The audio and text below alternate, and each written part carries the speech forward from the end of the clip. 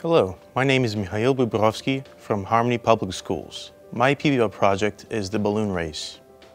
These are the materials I used.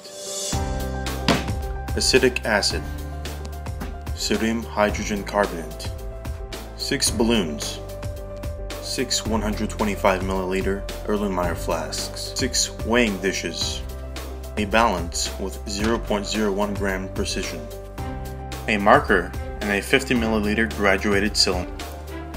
That is all the required materials for my experiment. As for safety, I wore gloves, safety goggles, and an apron. Started off by labeling all the Erlenmeyer flasks 1 through 6. Then I did the same thing with the weighing dishes.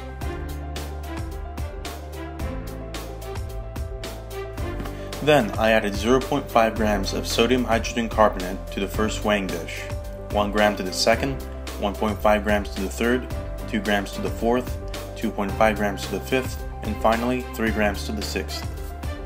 In the next step, I used a graduated cylinder to measure out and pour 25 milliliters of acetic acid into each Erlenmeyer flask. So I had my chemistry teacher assist me in stretching each balloon for easy expansion. I added the contents of the weighing dishes into the balloon by number. Later attached each balloon to the Erlenmeyer flasks and let them hang by their side. In the final step, I poured the contents of each balloon into the Erlenmeyer flasks. In the result of the reaction, each balloon inflates and its volume is increased from the carbon dioxide gas generated. The balloons increase in volume until the fourth balloon. Even though the amount of sodium hydrogen carbonate is increasing, there isn't enough acetic acid to dissolve the larger amounts of the substance. Therefore, the acetic acid becomes the limiting reactant. My social studies connection is about how throughout the history of our scientific developments, specifically in chemistry and life-based science, chemical reactions, basic gaseous concepts, and stoichiometric relationships have been the building blocks of more advanced ideas.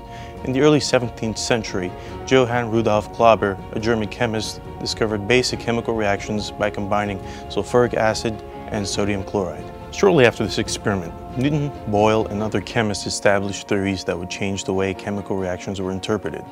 Thanks to these attempts and ideas during the scientific revolution, modern-day chemists understand how gases and elements combine to create new compounds and release energy in the form of a reaction to yield certain overall results. My PBL experiment is heavily dependent on chemical reactions and the formation of gases on release of energy in order to achieve the inflation of a balloon.